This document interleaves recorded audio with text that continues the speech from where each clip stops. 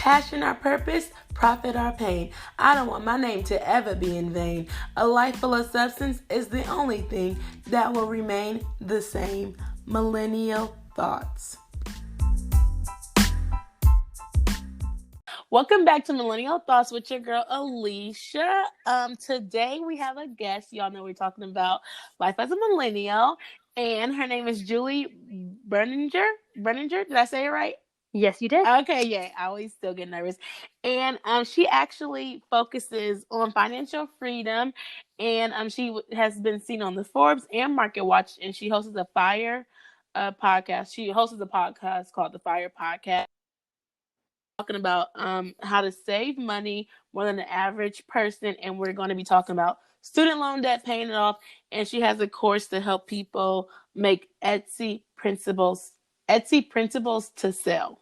So, welcome to the podcast. Thank you so much for having me. You're welcome. How are you doing tonight? I am doing awesome. How are you? I'm so glad. I'm doing good. I'm so glad that you were able to come and join us. Technical difficulties always happen, so I'm always used to it. Good. So yeah, but I really want to talk about like diving in on like student loan debt and like just trying to figure out how to get to financial freedom, because I feel like in the phase of life as adulting and becoming a millennial, it's like so hard to figure out like how to pay back student loans, how to save, how to do stuff with your finances. And I thought this would be really important to talk about. From my side, like I'm 24, so I just graduated with my master's last year. And so it's like student loan debt is like right there, keep growing. You can't really pay it back. So I just thought it was really important to figure out ways that you can pay it back, how to create side hustles so that you can have extra income and different things like that. And so actually, I found her on Instagram. I don't even know what. I find a whole bunch of people on Instagram. I don't know what I be clicking, what I be watching. But, I do my search on Instagram, and I found you. And I was like, this is perfect. So, yeah. Well, thanks for having me. And I definitely can tell you a thing or two about student loan debt, because I spent my 20s paying off my student loans. But all in, my husband and I we paid off over $60,000 of student loan debt, just ours, and then an additional like 20-something that was student loan debt that our parents had taken on for us. So it's been a journey for sure. Oh, okay. Yeah. So about the story, how long did it take you to pay off the $60,000? Sure. So starting out, I had about $25,000. I went to school in Massachusetts and did not pick the school based on the cost of the school. I just tried to get into the best school possible and then thought about it after. I remember I took out tons of student loans, didn't even worry about it until I graduated college, and then realized that I owed $25,000 and I had no idea how I was going to pay that off. My first 2 jobs out of college paid $40,000 and $33,000, and that felt like not enough to even just make it through the year. So the thought of like paying off $25,000 of student loan debt just freaked me out. Mm-hmm. Then I met my husband, and he had $35,000 of student loan debt. Oh my goodness. We married for love and not money. Maybe we should have done something different. But when we got married, we were like, whoa, okay, together we owe all this money, and what are we going to do about it? So it was about 60 between the two of us. And somehow I was Googling one day and I found this blog. It doesn't exist anymore, but it was called nomoreharvarddebt.com. And it was this guy that he went to Harvard, but it was all the things that he was doing every month to pay off his $100,000 student loan debt. And seeing his hustle, it just totally it's inspired me. I don't know why. Like, this was a guy living in Austin in his 20s, had nothing to do with my life, but it made me feel like maybe the student loan debt that my husband and I were in, where, we could achieve this together. And then we started coming up with a plan to just crush it. And so how did you come up with your plan? Like, how did you figure out, did you get like a financial advisor, or did you just like look at the blogs and like, it's like, okay, this is what we're going to do? Or how did you come up with like how we're going to pay it off every month? So first we had to figure out exactly where our debt was held. And this was something that we didn't really look at before. So we went to all the different loan servicers that had our debt. We wrote down exactly how much we owed and then what the interest rates were on all those loans, because each of us had like 4 or 5, our whole debt was broken up into like 3 or 4 different places. So we were able to figure out, okay, these ones are at a 6.8% interest rate. These ones were at a 4% interest rate, and we wrote that all down. Then we came up with a budget. We added up our incomes and how much we were paying for our expenses. Like we were living together at the time. So the car, I had just got a new car. I had gotten a raise at work and I was very excited. So I financed my first car. And then I realized, like, what am I doing? This is not, taking on another payment right now is not something I can really afford if I want to pay down the debt. So we went through and we wrote down like all of our income they're bringing in, and then every month. And then we started to think about where we could cut. Now, I decided to get really crazy, like aggressive with this payment plan because I wanted them to be gone as fast as possible. The idea of having debt, even though I had lived with the debt for a couple years out of college, it's like suddenly I woke up and I couldn't even see him anymore. Like I just wanted to get rid of him ASAP. So I actually decided to sell the car. So I had a Subaru Forester and I was very excited about it. And the car payment was like $300 a month. And a Subaru, people may not think that's a sexy car, but when we lived in Colorado at the time, and like having a Subaru was very helpful because you could go skiing and you could drive in the snow and stuff. So I loved this thing.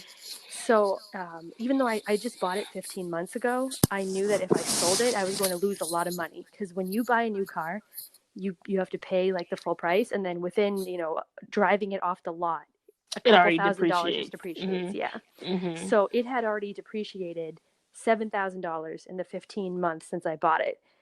But I knew that if I sold it, I could probably just walk away and just not owe anything on it anymore.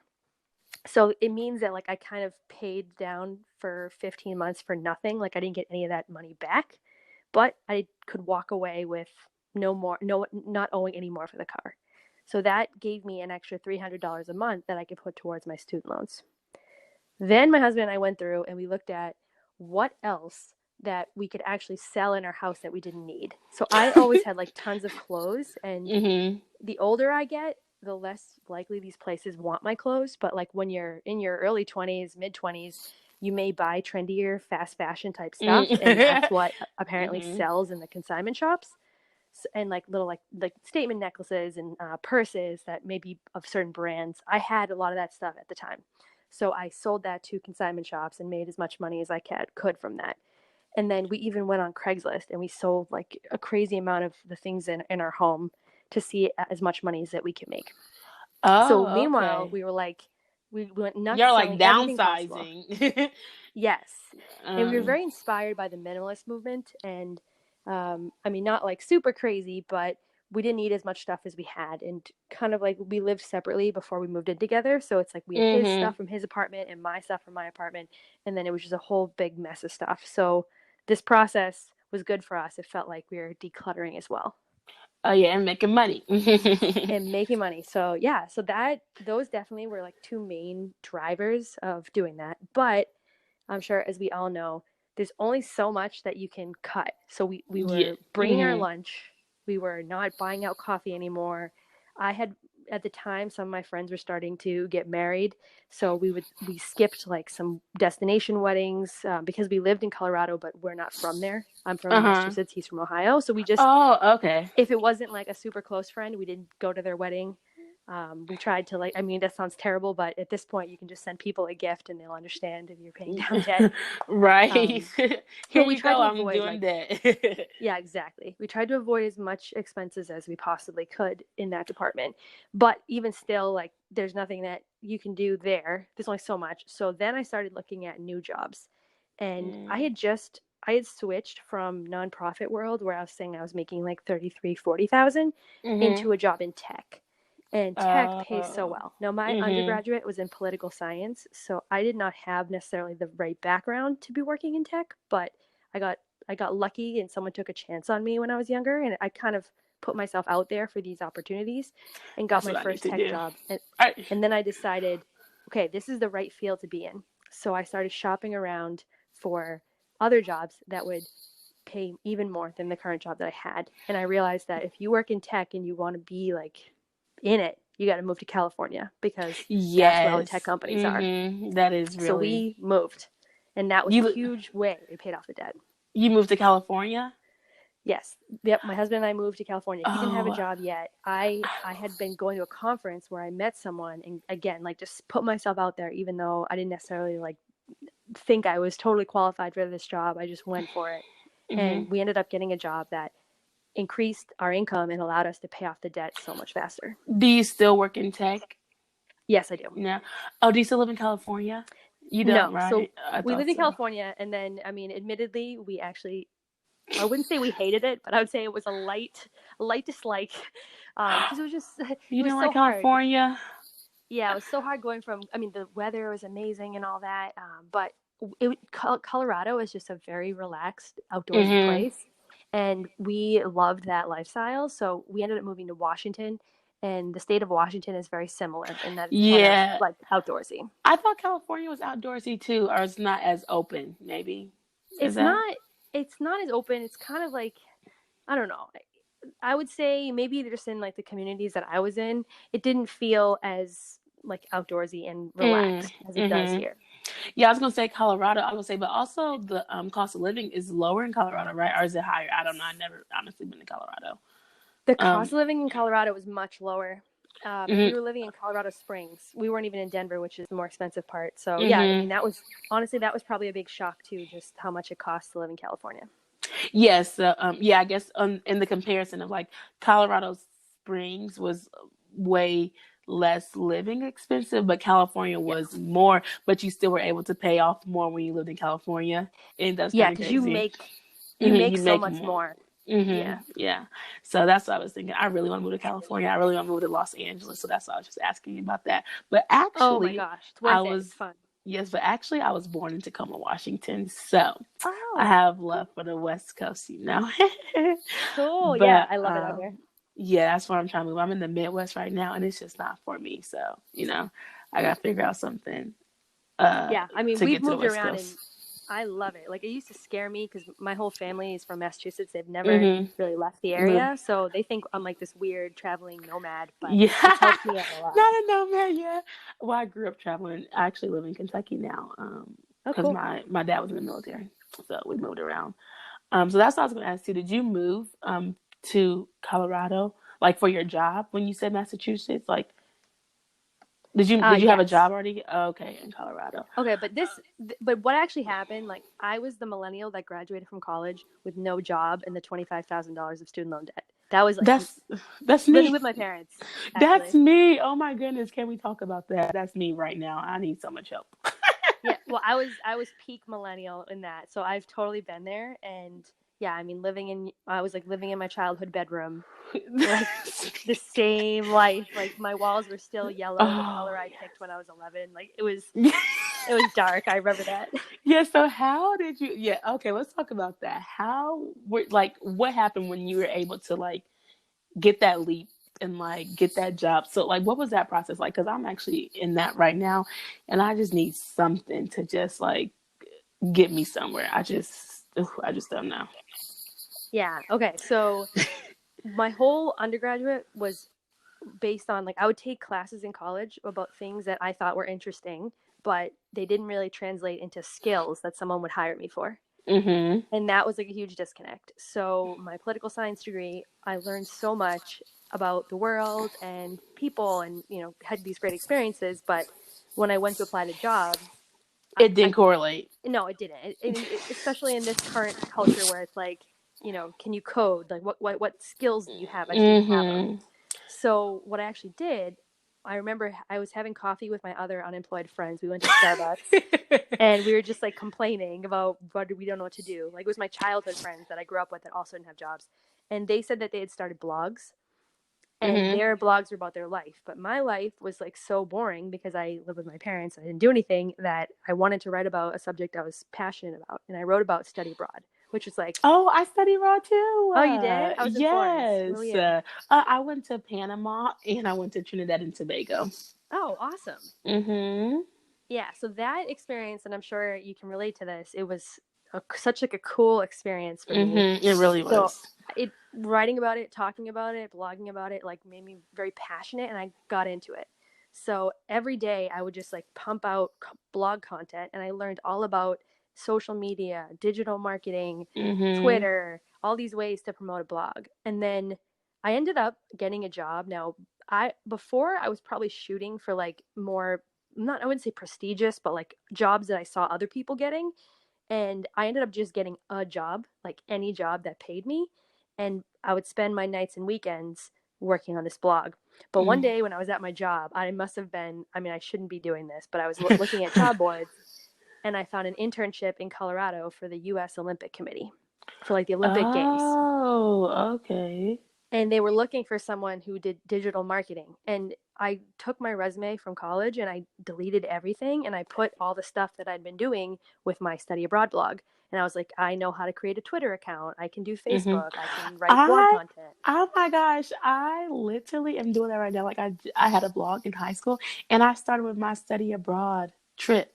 That's why I That's started my crazy. blog in 2015 and I was in school and so I didn't really finish it, but I just started another one. It's called Alicia's Adventures. I just started one in 2020, like last month.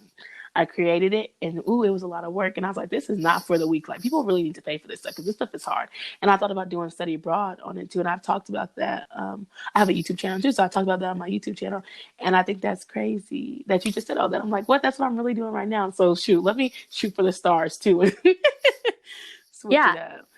that's crazy. So like from there, when the people who were looking at my resume, they're like, oh, here's someone that can, manage the Twitter for the US Olympic Committee, and they hired me. So I ended up in Colorado. That's where I ended up meeting my husband.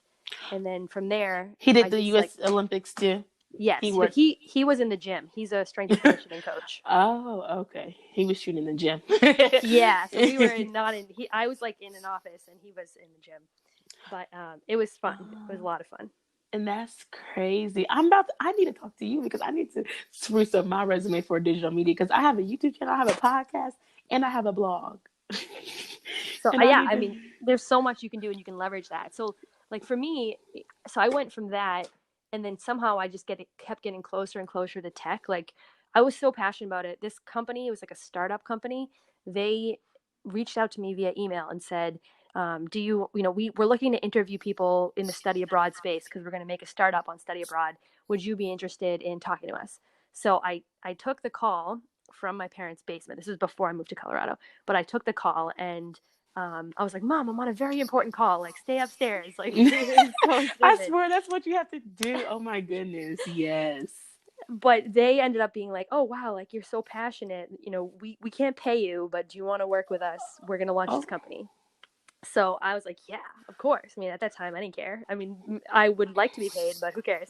So I worked with them, and from there, I got experience. That we had a small budget. We had like a $15,000 budget to build this website that they wanted to build, and I was kind of like project manager in that situation. Mm-hmm. And then later, after I stopped working for the U.S. Olympic Committee, when my internship was over, I was able to have that experience, and like when I was applying to tech jobs, say, I had a very small budget that I've managed, but like I have helped build software as a project manager in this experience. And that was like my first tech job, which once you get into tech, then I started like building closer to the ultimate job in California, which allowed me to pay off the student loan debt. Okay. And so is that the tech company that you're working for now, or is it completely different? I ended up switching tech companies recently when I Oh, moved to Washington. But it's kind of like once you get in, then you have experience to apply to other ones.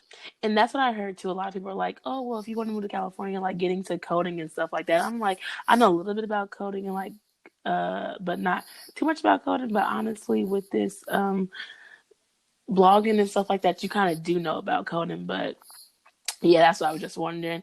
And so then so how long did it take you to pay off your student loans then? So it took about The 18 months for us to do the full 60. But that was when what? we already 18 months. it was we were chopping things down. So then like we were selling everything that we owned and like all that. And then also I was making a considerable amount of money compared to what I used to be Mm-hmm. making. And when you Oh. work in tech, like they hold a lot of your salary until the end of the year, and they give you like bonuses and stuff. Oh. Why do they do So that? I don't know, but I'm glad because for a millennial who wasn't the best saver, I didn't like Mm. waste my money. They like held it until you could provide it at once. Oh, okay. And then you could just use that money to pay your student loans off. Yeah. And do you have tips for paying your student loans off? Like I just did this and I like know I have 8 loans and stuff like that.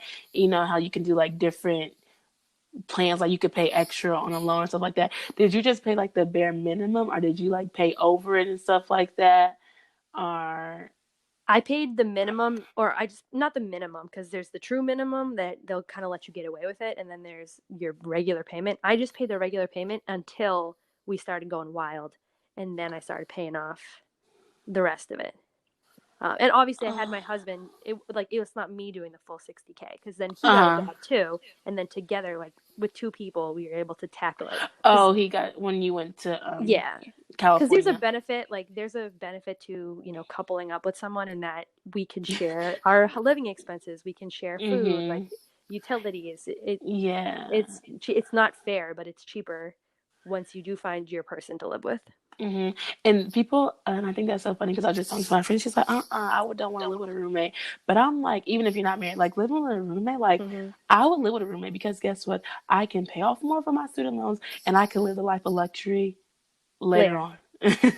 Yeah. Like I won't have to live the life. I can't live the life of luxury right now when I'm paying all these student loans and I'm going broke and I'm stressed out. Whether it's I will stay with somebody, live with somebody for a little bit, and then I will, go and Yep. I will like go later on 10 years, then that's when I'll live by myself. Like I'm okay with that. And so I think that in this generation people do want to live by themselves. They want to do this, they want to do that, but it's like there's so much debt that you acquire, there's so much debt that you have to pay back. And I was going to say earlier when you were talking about your major, I feel like that's something that they don't talk about either. Like yours was political science, like mine was like liberal studies. So I did like Pan African studies and communication in a sense. And it's like I was just taking class, like I was a PAS minor, so that's why I studied abroad and I did Spanish and stuff like that. And it's like, yeah, take the classes that you're interested in, you want to see, but those don't turn to transferable skills. Yep. You're just taking classes, you're just learning. And I feel like they're like, well, you can major in anything, you can get a job in anything. And I feel like they feed that to you, and it's like that's not technically true. And No. I also have my master's in student affairs and higher education, and that takes a long time to find jobs too, depending on like what you want to do, where you want to go, and stuff like that. Because it's like colleges, so you have to apply, and they take forever to respond. They do this and do that or whatever. But as I've been working, I was like, well, maybe this like it's content creating in general. But I'm like, hopefully one day this blog can get me somewhere. This YouTube channel can get me somewhere. The video editing, something like video production, and then I could pay off all my student loans like right then and there. Because I I don't know. absolutely think it can. And I Yeah. think I'm glad, because I'm sure you feel the same way. Like everything I learned, I was very interested in women's studies, and I learned like so much Mhm. about the world, and like unfortunately some bad things too about how our society is, a certain way that kind of maybe holds women back. And Mhm. I knew Most that was definitely. great, but it was also like, okay, I probably should have been learning something else in addition to that, so I could actually Right. get a job. I should be like, dang. I be thinking like, dang, I should have done business over there. I'm like, oh, I'm like, Loki. I regret going to college. Like, I'm like, they're like, well, I'm like, what? If I would have known this before, like, if I would have started my blog before something like that, I could be making so much money now. I just see people doing it, but I'm like, I'm just starting, so I try to not get frustrated. But um, I don't know if blogs are still as popular. They are kind of popular, but they were popular a little while back. And I was like, dang, if I would have kept doing my blog, then I could probably be somewhere right now. But now I'm like starting from the beginning, building my brand, and it's just so hard. So it's like trying to pay off these student loans, but you're wanting to start your own and do things like like millennials now they don't really want to work for nobody, Yeah. and so it's like okay, but how am I gonna pay these student loans back and not work for anybody? And so also, and then they have all these side hustles. So you like work a full-time job and you have a side hustle.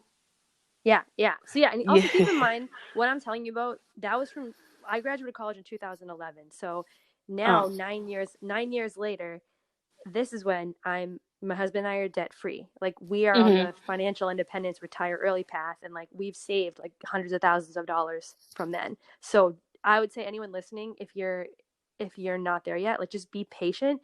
This stuff takes a long time. Like it's not going to happen in 1 year, but it's going to go by so fast. And then one day you wake up and you're like, oh my God, thank God I put in the effort 5 years I'm ago, debt free. because Yeah. I'm debt free. Yeah. Oh, okay. And so now you're just saving money just to have money on the side or whatever.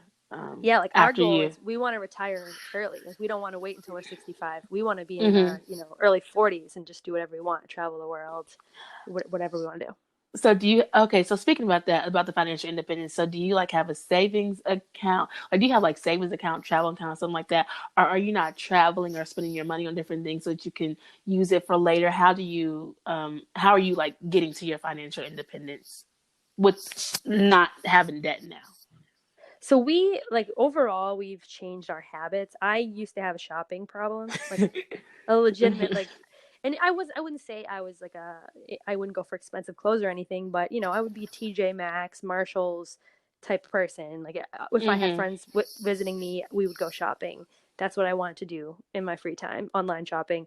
I've cut that habit. I don't really do that anymore. Like I don't wear that many different clothes. Like I'm fine just having the same like outfits, and that doesn't bother me.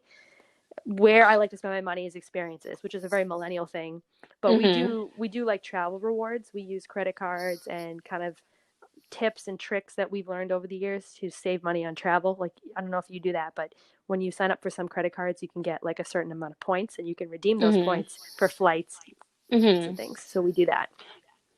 Yeah, I've heard of those before, and I've seen them things. I seen one. It was like high interest rate. I said, "Hold up, now I don't know if I could do this," but it was like with some banks or something. But I know people do that. So that's what I was just wondering. And so you do travel, like you do experiences. So, do you advise people to have like multiple bank accounts, or you just like have a travel fund, have a savings fund, and stuff like that?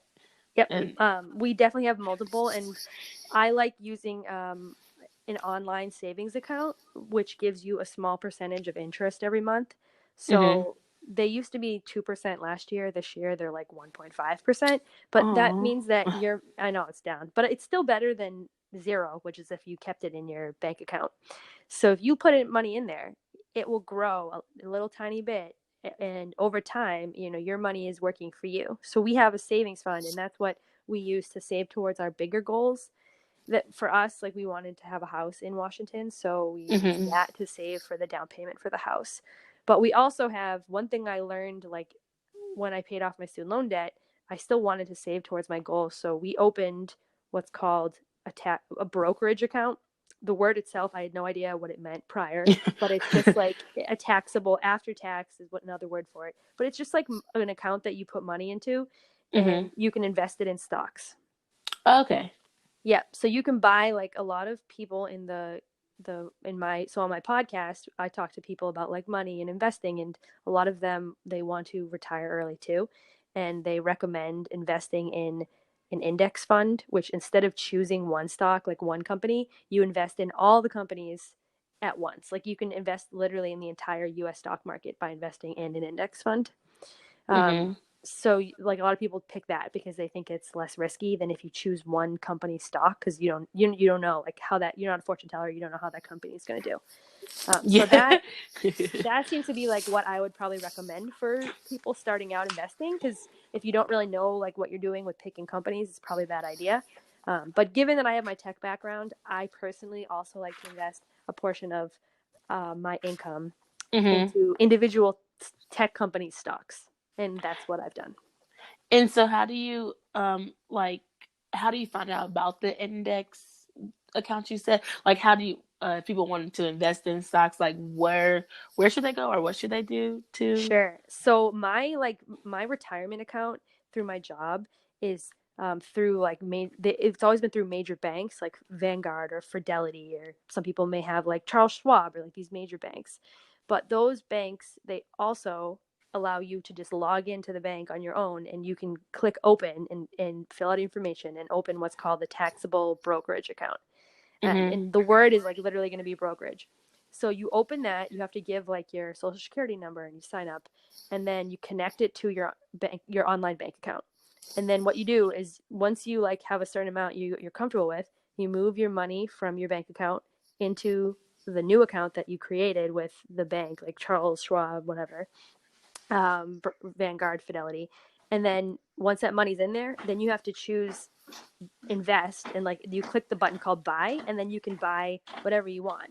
So if let's say that you're creating the account with Vanguard, you can buy their index fund that tracks the whole stock market is like VTSAX is the name of it. Like this, that's like the name of the thing, the stock ticker or whatever they call it.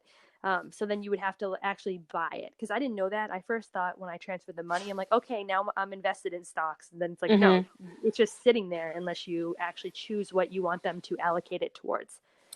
Or they can Oh. pick a company. Like if you wanted to invest in a certain, I'm not a financial advisor, so I don't want to give anyone Yeah. financial advice. Uh-huh. You definitely should do your own research. But if you wanted like a major tech company, you can look up what their stock is, and then you can purchase it through that.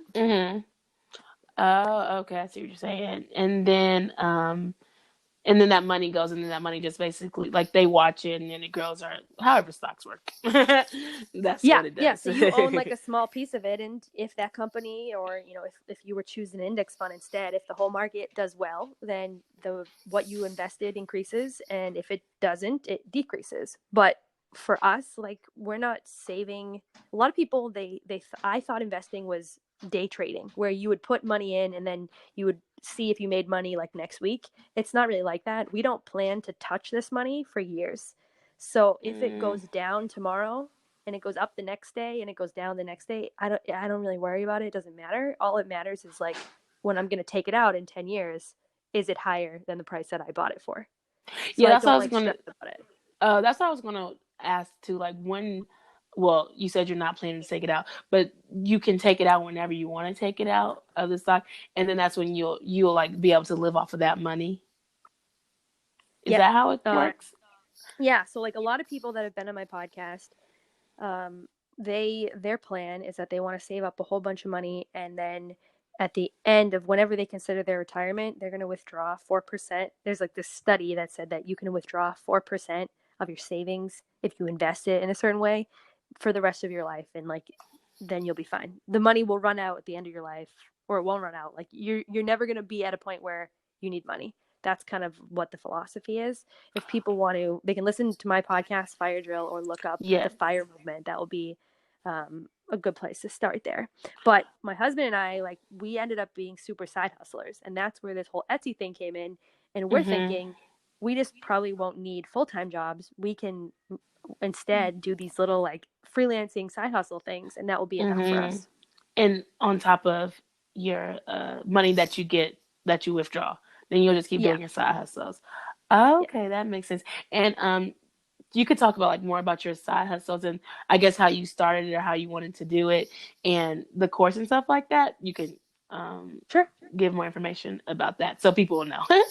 So I've been blogging since 2012, and then my newest site, Millennial Boss, which is about personal finance, I started in 2015. And I've monetized Millennial Boss to the point that it was making, in late December 2018, it was making like $7,000 a month in revenue.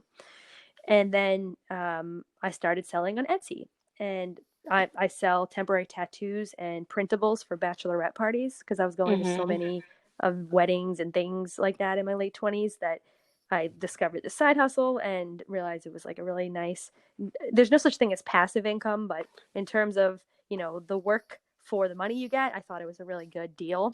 So I Uh-huh. started doing that. And then And I teamed up with a friend that mm. he's around your age, and he decided after he tried like corporate America for, he decided after 3 weeks that he couldn't do it. So he just Three couldn't do weeks. it. Yeah, so he actually he started his job. He got a job after college in September. He quit his job by January of the next year, so 4 months in, and he's making way more money than he ever made in his day job. He did like freelancing, and he's running an event, and now he's working with me for the course. So it's Mhm. been cool, but it's just hilarious. Like I feel like I spent 10 years in corporate America and got to this same place that he just did after like 3 months. That's crazy. Yeah. And so, what made you come up with Millennial Boss? Like, So I think around the same time, like the millennial generation, it just seems like we all have this shared experience of certain things. Avocado toast, debt. I was just very typical millennial in that sense, and just didn't know what we were doing. We were struggling. Um, I was working, trying to navigate new career opportunities and all that. So that's where Millennial Boss came from, and it was kind of the start of all this other stuff I do online. And so you started Millennial Boss. You started that blog in 2015, right? 15. Mm-hmm. Okay, so and you still blog now, Yep, or I still did blog now.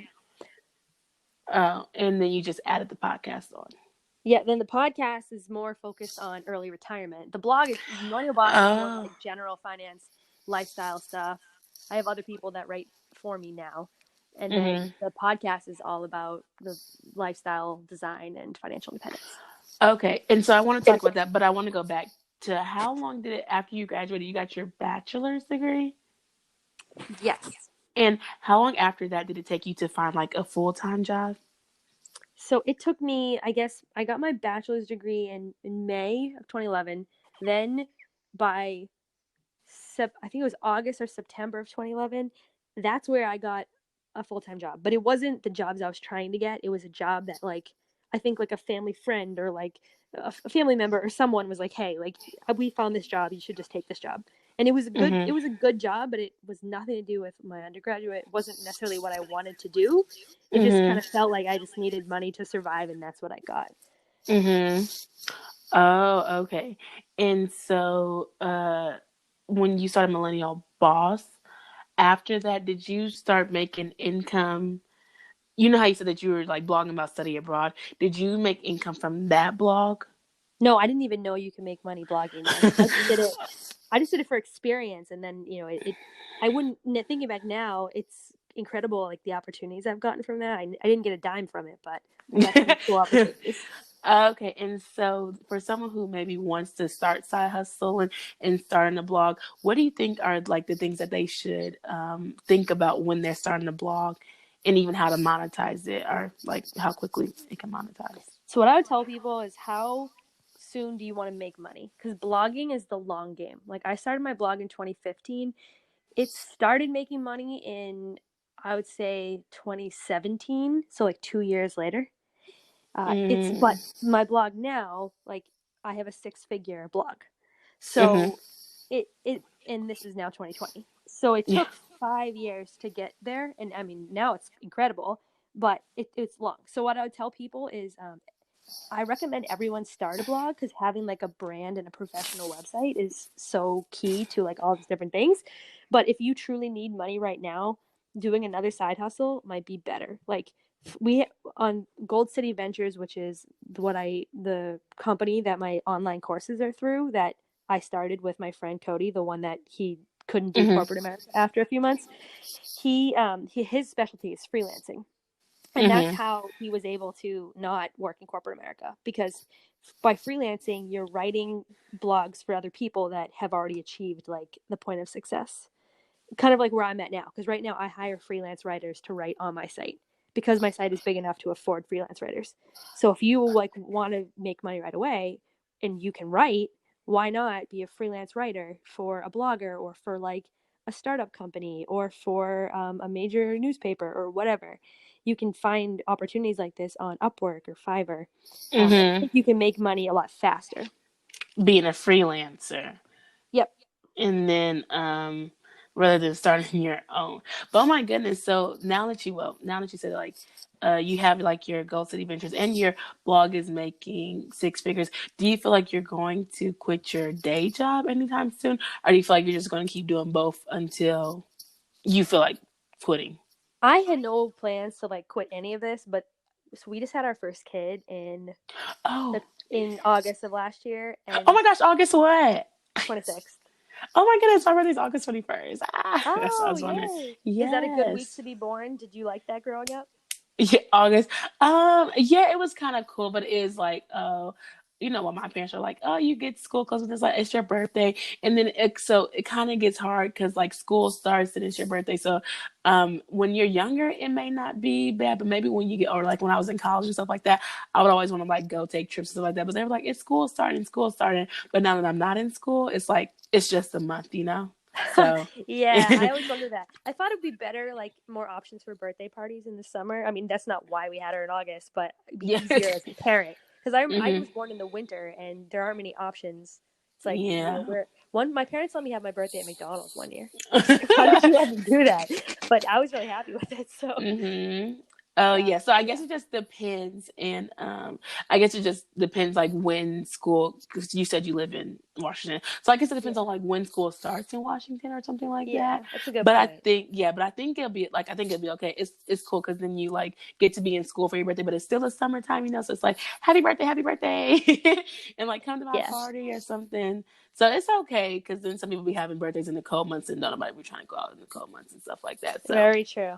Very true. Yeah. So yes, yeah, that's so so we had funny. her. So now I'm realizing like I can't because both my husband and I we both do like this side hustler stuff, Hmm. and it's very difficult for us to do all this and have a baby. And I am Yes. not. I'm on maternity leave. I'm not even back to my full time job yet. So Oh, yeah. So we're gonna have to be prioritizing very hard, and we don't know what that is gonna look like yet. oh my goodness. So did you get like, do they do it different in Washington? Like how long your maternity leave is? Or like, Oh do my you? God, it's incredible. Like my company Yes. gives me 5 months, and then Washington just passed this new policy. It's 3 months of paid state leave. So What? this is So like you very get like progressive. I mean, 8 months? I'm about to go have a yeah, baby in Washington. yeah. Oh, I think people should do some destination baby in for sure because this is. It's still like I'm not gonna Destination lie to you, it's still baby. hard. But people who have to go back before I've been off for I guess what, 6 months now. I just turned into a normal person again 2 weeks ago. Like I don't know Oh. how people do it honestly. Um, Mm-hmm. yeah, it's really hard. Yeah, that's crazy because they only be giving you 6 weeks. But then I feel like when you go back to work, you're gonna be like, oh my gosh, like this is stuff. This is brand new. Yeah, Or do I don't even know. And but the thing is, like, but before I had kids, I was like, oh, like all these side hustles and stuff, these would be great when I have a kid because I can do them at home.